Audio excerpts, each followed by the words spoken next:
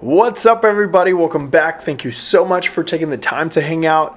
EMT here, and in this video we are taking out for a spin the one filter system to rule them all out for a spin, and I'm talking about the K2 system by Freewell.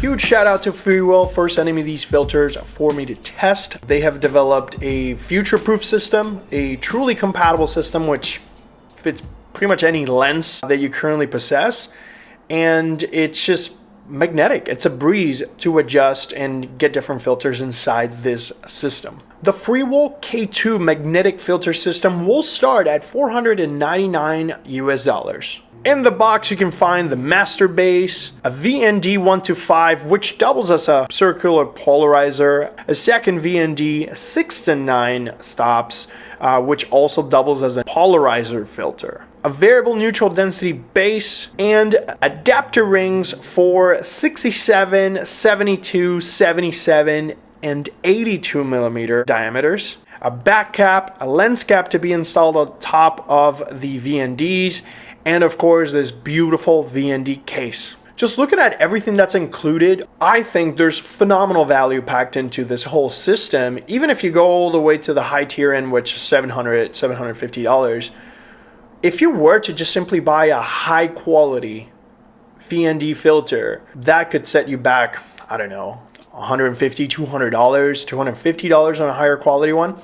So the fact that you're getting not only two variable neutral density filters that double as circular polarizers, and on top of that, the fact that on the system you can stack on a gradient filter as well as a diffuser as well as a cine streak, kind of like a punch card, into your filter system, and being able to achieve those awesome effects, whether you're using the cine streaks for those cool lens flares or whether you're using the diffusion filters to get that soft diffused look on light sources as well as smoother skin tones, is very clutch, because you can stack these things and you can fine tailor this approach to your specific needs, and it's very versatile. Now, this is the very first time that I actually used a gradient filter. I wish I would have found this thing sooner. It's because if I'm filming something that is, you know, giving its back to the sun, a subject, a building, or something like that, I have to expose to the shadows, which will blow up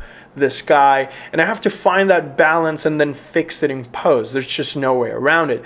But now with this type of gradient filter, I can not only get the shutter speed that I need for that cinematic shutter speed on videos or a better exposed sky, while not sacrificing my shadows and just having to deal with it in post-production.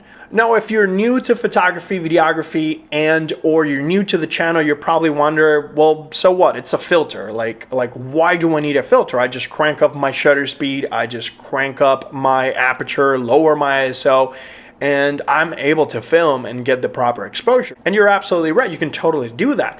But if you're trying to achieve cinematic looking video, you absolutely need to use neutral density filters no matter what, especially if you're in a very bright environment. You could probably get away without it using it indoors, or if you're filming during the nighttime, it's totally doable. But when you're filming during the day, it's really difficult to get that awesome cinematic motion blur. Now, in order to achieve a cinematic shutter speed, or also known as the 180-degree shutter rule, we have to set our shutter speed to be twice our frame rate.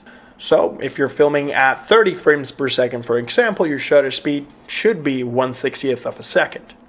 If you're filming 24 frames per second, most cameras will go straight to 50, 1/50th of a second. Some smartphones will do 1/48th of a second to be like right there on the money, but most cameras will jump straight to 50. You get the idea. As long as you're in the neighborhood, you're going to be able to achieve that awesome, buttery, smooth, creamy, cinematic shutter speed. Here's an example. In this shot, I'm filming with the K2 VND system, And right now I'm achieving a cinematic shutter speed. I'm able to get that really awesome cinematic looking smooth buttery motion.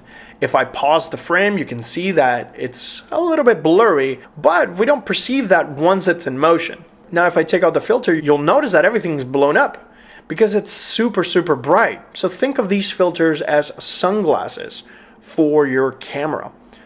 Now, if I wanted to achieve the same exposure, I would have to crank up my shutter speed or my aperture in order to make up for that extra light that is hitting my sensor. And if I increase a lot my aperture, it will deal with my depth of field. So I'm not gonna have that blurry effect in the background. And if I interact with my shutter speed and increase that thing all the way up to like 1/1000th of a second or even 2000, it's going to sacrifice that motion blur. This is very useful for action sports if you want to capture, a higher shutter speed, but you should follow this same principle even if you're filming at higher frame rates. If you're filming at 60 frames per second, your shutter speed should be double that, and so and so. But on top of that, these Freewell variable neutral density filters are not only going to enhance the color, they have a really nice warmth to them, as well as give you a little pop in contrast and color too. So I'm also a fan. Now these filters can also be flipped in order to achieve circular polarization, and this will help you cut through glare, reflection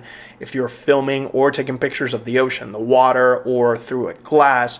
This is going to be very, very useful. Some of those will have the ability to be adjusted, so you can change the intensity. I also took it to Newport Beach, and I was able to capture some awesome shots with my 70-200, and just being able to switch from lens to lens was a breeze. I was just simply able to unscrew, pop everything out, pop it into the new lens, screw, secure it, and then just go.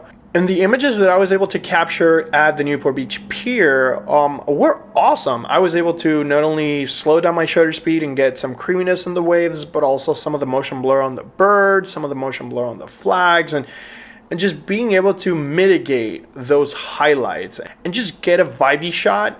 I was very, very pleased with the experience that I had with these filters. Now, just to wrap everything up, there is a lot of value on the K2, on the Freewell K2 magnetic filter system.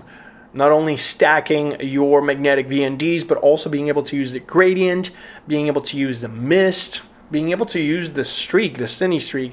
That's really cool. So I can see a lot of music video filmmakers leveraging this. If you don't have an anamorphic lens, just getting the effect is really, really cool.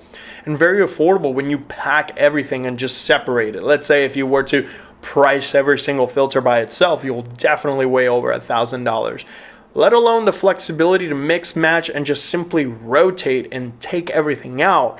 Let's say you add another lens to the connection that has a different thread size. The fact that this system includes all these different rings for you to be able to just seamlessly switch between your lenses is very, very clutch. If you have to switch lenses constantly, I could totally see how this could be a little bit of a pain point. That is my only thing that came up in my mind. I honestly didn't experience it. It was more of a, if I were to do this. Currently, I own 3 pairs of lenses. I have a 15-35 L RF, I have the 70-200, and then I have 100 mil macro. So if I wanted to switch back and forth in my workflow, I just simply weave my shots. So once I'm done with one lens, I'm done with one lens. But if you're in a dynamic environment and you have to constantly switch back and forth between your white lens to your telephoto lens, I could totally see how this could get old real quick.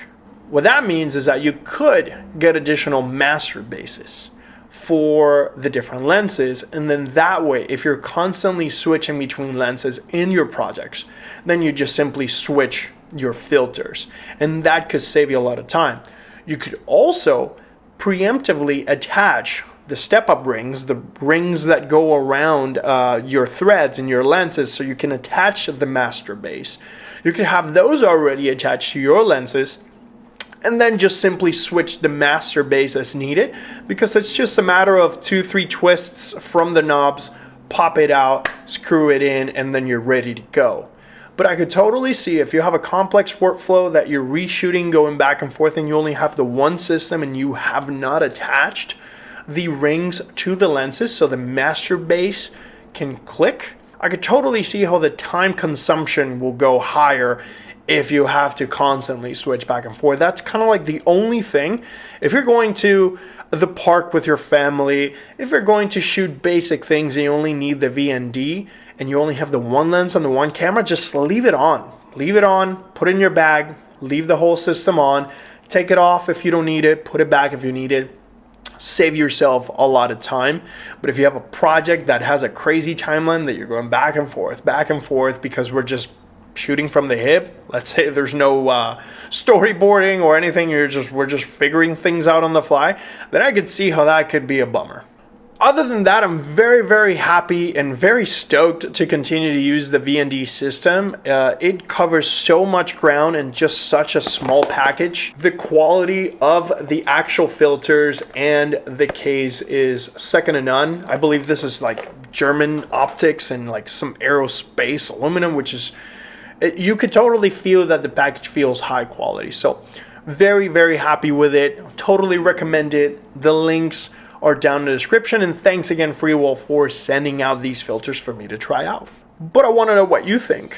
Let me know your thoughts in the comment section down below. If you have any questions or suggestions, drop them down there so we can continue to create relevant content for you. If you enjoyed the video, consider liking and subscribing down below. Links to all the gear I use are down in the description. Thank you so much for sharing your time with me. I'll catch you on the next one.